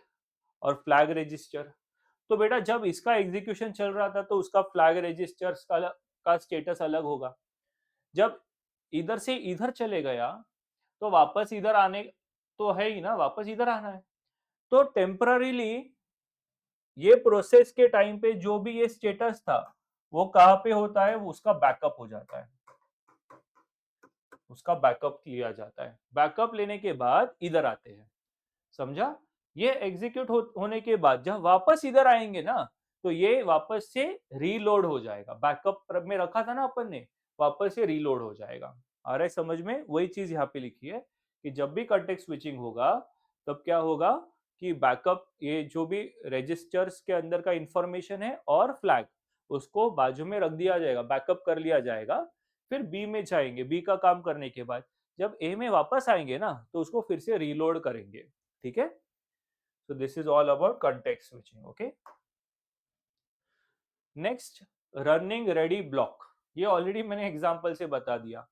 तो जो suppose process A B C, ठीक है, ये इसको मैं पढ़ा रहा हूं, सीपीयू टाइम इसको मिला है और तब तक ये दो स्टूडेंट क्या रहेंगे, रेडी, रेडी स्टेट। आ रहा है समझ में? यस। तो देखो रनिंग, ये रनिंग है, ये दो रेडी है। There is only one process which is executed by CPU at a given moment. This process is called running process. ये very important question है, easy है, ये running है। Others are waiting for my time, so they are ready. The process which is not waiting for an external event such as IO operation but which is not running is said to be ready. अब ये कोई book पे dependent नहीं, सब books लाए अपना, कोई IO device पे बाहर से कोई डिपेंडेंट नहीं है, तो सब ये कोई बुक वगैरह सब लेके आए ये लोग, they are just waiting for my time. Okay, तो that is why they are called as ready processes, ठीक है। This process is waiting for CPU attention towards it, तो मेरे अटेंशन में सीपीयू हूं, तो फॉर एग्जांपल तो ये दोनों मेरे टाइम के लिए रुके हुए हैं। नेक्स्ट, अब जैसे मेरा ये इसको पढ़ा के हो गया, अब मैंने क्या किया, इसको 10 सम्स लिखने को दिया है, मैं बोला भाई तू 10 सम सॉल्व कर, तो जब तक ये 10 सम्स इसका होता नहीं तब तक ये ब्लॉक हो गया बेटा, राइट। तो देखो when a process is waiting for an external event such as IO, या फिर कोई बुक ये लाया नहीं तो उसके पेरेंट्स को बोला बुक लेके आओ, तब तक ये ब्लॉक्ड रहेगा, ठीक है। The process is said to be block state. The major difference between blocked and ready process is that block process can not be directly schedule even if CPU is free. अब अगर मैं free भी बैठा हूं ना पर इसके पास book ही नहीं है तो भी मैं उसको पढ़ा नहीं सकता, ठीक है। Whereas a ready process can be schedule when the CPU is free, तो जब मैं फ्री होऊंगा तो ये दोनों को तो मैं एग्जीक्यूट कर सकता हूँ। Okay, very simple question, with this example बहुत इजीली समझ जाता है, ठीक है। Next is what is process scheduling. Okay, explain scheduling objectives. तो बेटा जैसे कि फॉर एग्जांपल अभी 5-6 स्टूडेंट्स हैं, ठीक है, अब किसको पहले पढ़ाने का है ना, सो उसको बोलते हैं शेड्यूलिंग। जैसे सपोज कि मैं ऐसा भी कर सकता हूँ कि हर एक बच्चे को थोड़ा अलग अलग टाइम पे बुला लूँ ताकि क्लैश ना हो या समथिंग लाइक दैट, उसका स्ट्रैटेजीज हो सकता है, तो उसके लिए उसको बोलते हैं शेड्यूलिंग, प्रोसेस शेड्यूलिंग। तो देखो, in a multi user operating system a number of programs are running simultaneously, these are called as processes. Correct, बहुत सारे प्रोसेस एक साथ चलते हैं. In this case the OS has to keep track of all these processes and will have to dispatch them. Dispatch मतलब execute them one after the another. This is called as process scheduling. While scheduling various processes, there are many objectives that the OS designer need to achieve. Some of these objectives are as follows. अब बेटा जब scheduling कर रहे हैं तो इस तरीके से करना है ना कि सब प्रोसेसेस को फेयर लगे. नहीं तो क्या होगा, एक ही प्रोसेस को हम बहुत टाइम दे देंगे अगर, तो बाकी प्रोसेसेस रन ही नहीं हो पाएंगे, राइट. जैसे सपोज एक ही स्टूडेंट को मैंने बहुत देर दे दिया, बहुत देर पढ़ा दिया फॉर एग्जांपल, तो बाकी सब स्टूडेंट्स नाराज हो जाएंगे, अरे हम लोग क्यों, हमको क्यों बुलाया फिर, राइट. तो उसके लिए ना कुछ ऐसे ऑब्जेक्टिव्स है जो हमको देखने हैं कि प्रोसेसेस जो है ना वो फेयरली सभी को टाइम देने चाहिए. उसमें से सबसे पहला आता है फेयरनेस. फेयरनेस मतलब बेटा वो फेयर एंड लवली क्रीम की बात नहीं कर रहे, वो वाला फेयरनेस नहीं. फेयर एंड अनफेयर बोलते हैं ना, यस. तो वो वाला फेयर की बात कर रहे हैं. Fairness, fairness refers to be fair to every user in terms of CPU time. तो हर एक यूजर या हर एक प्रोसेस को हमको अच्छे से टाइम देना चाहिए, सीपीयू टाइम अलोकेट होना चाहिए. We have to be fair enough with all the users. Okay. Good throughput. Throughput refers to the total productive work done by all the users put together. अब यहाँ user मतलब process की बात कर रहे हैं, तो सबका मिला करके बहुत अच्छे से पढ़ा के हो जाना चाहिए, तो उसको बोलते हैं थ्रूपुट. मतलब भले हम लोग स्विचिंग कर रहे हैं, लेकिन अगर हम लोग ने ये स्विचिंग करते वक्त अगर हम लोग ने टास्क ही ठीक से अचीव नहीं किया तो उसको हम बोलेंगे बैड थ्रूपुट. क्यों किया फिर मल्टीटास्किंग हमने, यस. इससे बेटर है कि हम लोग एक एक करके ही करते सब कुछ. तो गुड थ्रूपुट का मतलब क्या होता है कि टोटल वर्क होना चाहिए अच्छे से. ये मल्टीटास्किंग में अगर हम मल्टीटास्किंग नहीं करते तो for example 10 process come run होता, लेकिन ये मल्टी प्रोसेसिंग करने के वजह से उसी टाइम में 15 प्रोसेस हो गए. कुछ समझ में आ रहा है. अगर हम लोग ने मल्टी प्रोसेसिंग नहीं किया तो क्या होगा कि एक के बाद एक, सपोज हमारे पास में 10 सेकेंड्स है, तो 10 सेकेंड्स के अंदर हमारे 10 प्रोसेस हो गए. लेकिन वही 10 सेकेंड्स में हमने कॉन्टेक्स्ट स्विचिंग करने के वजह से हमारे 15 प्रोसेस हो गए. तो that is called as a good throughput. Good CPU utilization. CPU utilization is the fraction of time that the CPU is busy. मतलब सपोज अगर 10 सेकेंड्स में से 8 सेकेंड्स तक सीपीयू बिजी था, मतलब उसको हम बोलेंगे सीपीयू यूटिलाइजेशन 80% हो गया यूटिलाइज. ठीक है. Low turnaround time. Turnaround time is the elapsed time between the time a program or job is submitted and the time when it is completed. ठीक है.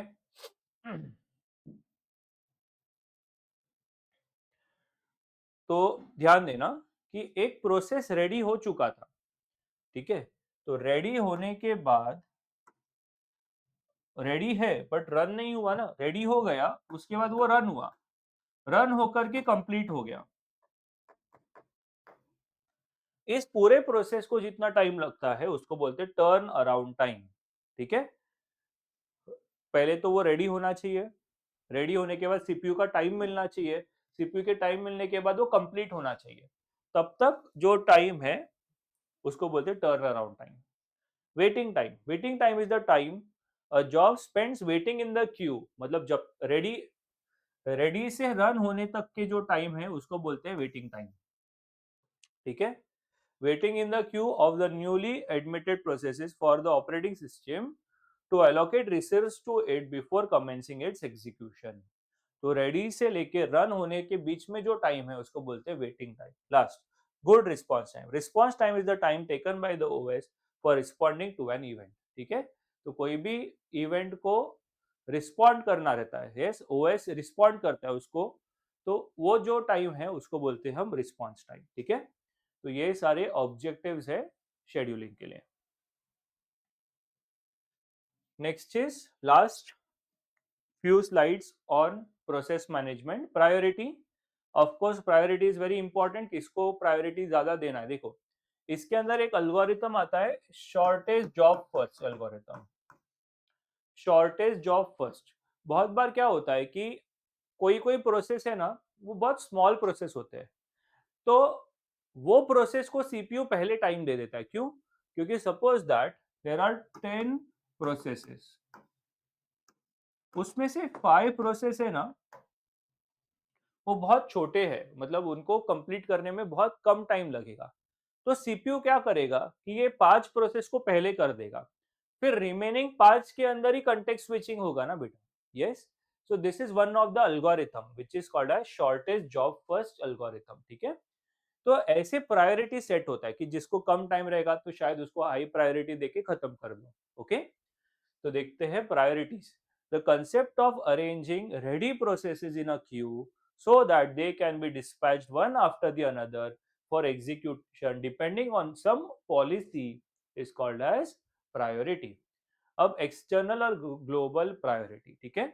एंड एक्सटर्नल प्रायोरिटी, अगर हमने process हमने हमारे programme में ही लिखना चाहिए कि ये हाई प्रायोरिटी है, ये लो प्रायोरिटी है। ओके, अगर यूजर ने उसको पहले से बता के रखा है कि ये प्रोग्राम को हाई प्रायोरिटी देना है, ये प्रोग्राम को लो प्रायोरिटी देना है, then it is called as external priority. देखो, an external priority is specified by the user externally, generally at the time of initiating the process. In many cases, the operating system allows user to change its priority externally even during execution. मतलब execution के time पे भी हम लोग priority को change कर सकते हैं। If the user does not specify any external priority, the operating system assumes a certain priority called the default priority. तो अगर यूजर ने नहीं दिया है तो बाय डिफॉल्ट वो सबको इक्वल प्रायोरिटी दे देगा। ठीक है, नेक्स्ट इज इंटरनल प्रायोरिटी और लोकल प्रायोरिटी। द यहाँ पे देखो, ये आ गया शॉर्टेज जॉब फर्स्ट, करेक्ट। अगर हमने कुछ बोला ही नहीं है तो प्रोसेसर फिर खुद के हिसाब से खुद के अल्गोरिथम फॉलो कर लेगा, राइट।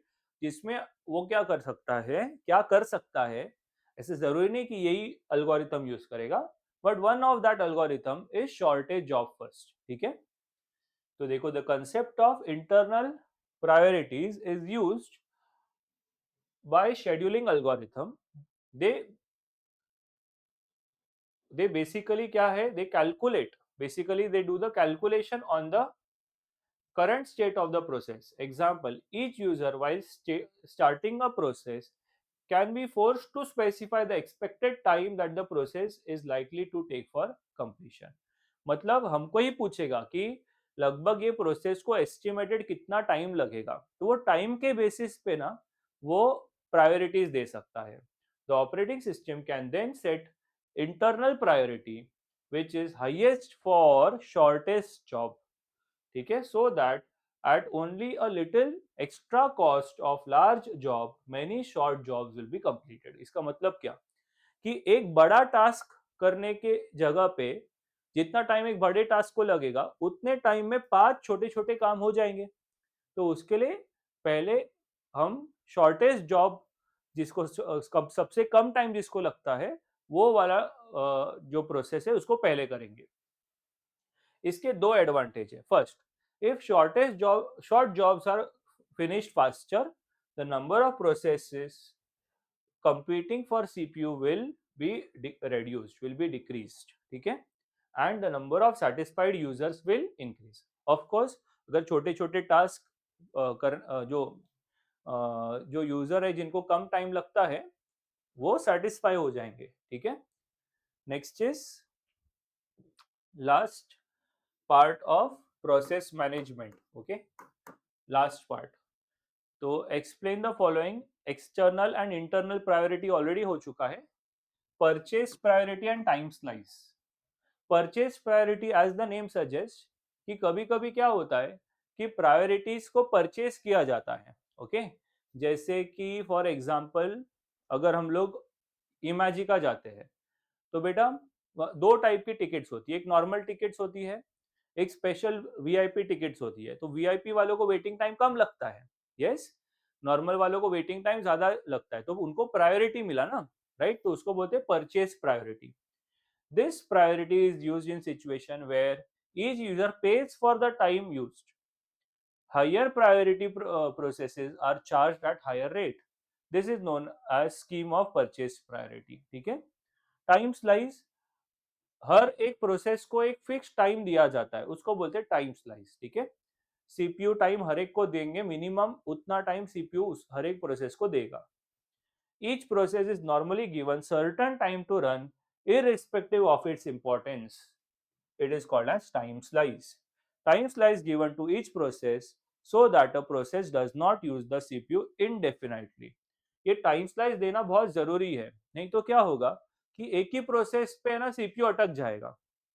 सपोज हमने 2 सेकेंड का टाइम स्लाइस रखा है, तो 2 सेकेंड बाद सीपीयू क्या करेगा, दूसरे दूसरे प्रोसेस के ऊपर स्विच करते जाएगा। नहीं तो क्या होगा, एक ही प्रोसेस के ऊपर सीपीयू बहुत टाइम दे देगा। आ रहा है समझ में? So that is why the time slice is very important. Okay. So आज के सेशन में बेटा हमने बहुत सारी चीजें की है। I know that it is having lot of theory, but I have tried my best to compile the theory in such a way that आपको ये सब चीजें समझ में आए। एग्जाम्पल्स के साथ मैंने इसको लिंक किया हुआ है, एंड जितना मैंने सिखाया that is more than enough for your exams. Just practice it, थोड़ा सा उसको अच्छे से आप हो सके तो आप उसको का नोट्स बना लीजिए, एंड टाइमली रिवाइज करोगे तो ये थियोरी आपसे हो जाएगा। ठीक है? सो एक सेशन और लगेगा to complete this topic. So see you all in the next lecture. चलो बाय बाय।